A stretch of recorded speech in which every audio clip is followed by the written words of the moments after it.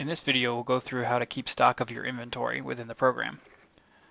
If you've purchased the inventory module, you can track inventory items that you've ordered and received. To get started, click the yellow folder to open the startup menu. On the left here, under Applications, go to Inventory Maintenance. And here we have our window. Before we go any further, this is just a reminder that this is for inventory items that you've entered into the program that you're going to sell. This is not for daily office equipment like pens or things for your x-rays and so forth. This is stuff like ice packs, belts, vitamins, etc. To get started, you'll select an action, and here we have order entry, receive an order, and enter current inventory stock levels. We'll go ahead and get started with order entry and walk through a process. You can select a new order, your most recent order, or a specific order from the past. We're going to do a new one real quick. Here we have items that need reordering that the system has calculated as needing to be reordered, or we can just show all the items. We're going to do all the items. Here we have a business selection. Clicking this drop down will show a list of all the businesses associated with the program. Below that you can select a vendor to sort through. We're going to leave this blank for now so that we have all the vendors. And then you can select manufacturer as well, which we're also going to leave blank. Once you have all your criteria selected, simply hit Load Inventory Info. And then below we can see all the inventory items for this business. Again, we're having all vendors and manufacturers. If you scroll down, you can see them. That's a lot of information though, so we're going to narrow it down by selecting items that only need reordering, and we're going to select Meyer Distribution for our vendor. Load the info again, and we can see a slightly smaller list. I'm going to make the screen a little larger.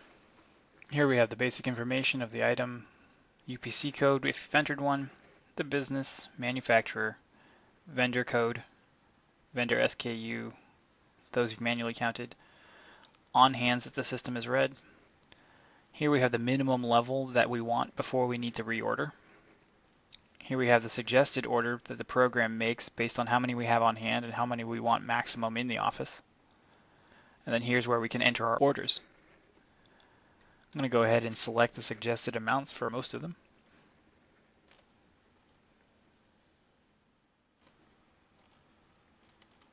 Go ahead and skip this one.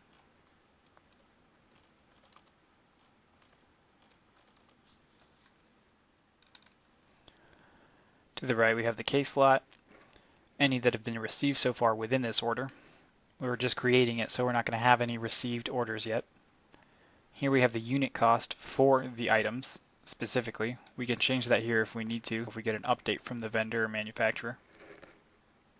Here we have the order cost, which is the unit cost multiplied by how many we're ordering.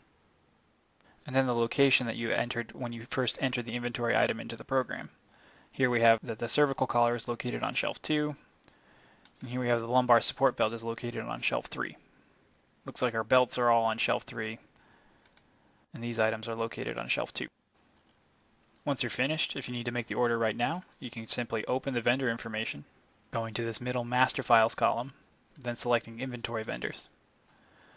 Meyer Distribution.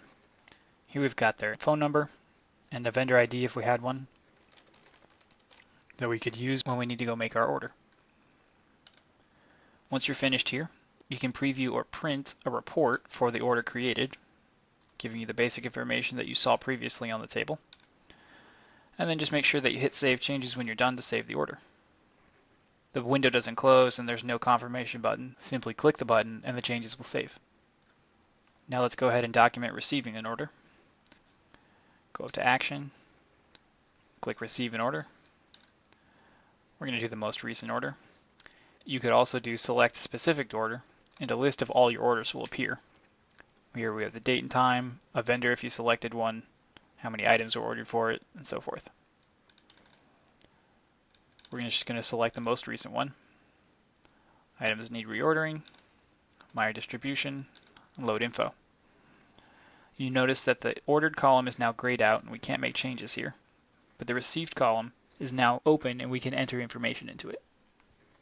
Here I'll type in that I received everything that I ordered.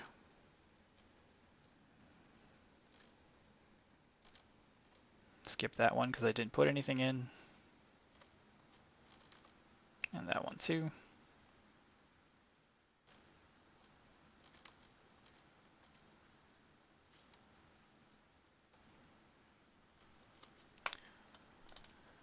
that's it.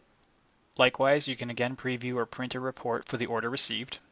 Click Save Changes when you're done, and that's all there is to it.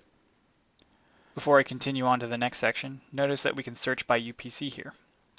If you've entered a UPC code, you can start typing it in, such as 871791004153, and then once it's complete, it'll jump down to that particular item. Now, this didn't seem that convenient because we only have about 5 items listed, but as some of you know, your inventory lists can be quite large, and searching for them by scrolling through up and down can be very, very inconvenient.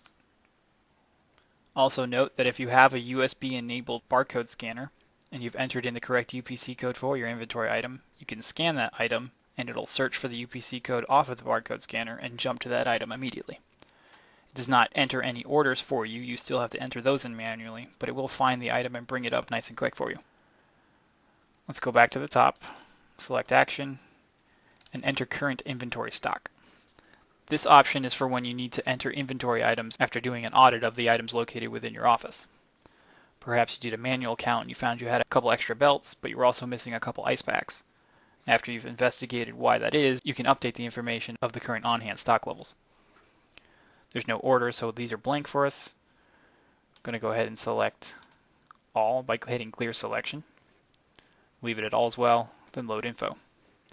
Now from here I can change my on-hand amounts, such as I only actually have 4 cervical collars. I only have 15 ice packs. I actually have 20 of these, and that's it. As you can see, it's very easy to simply change the on-hand. Once again, click Save Changes in the bottom right when you're done.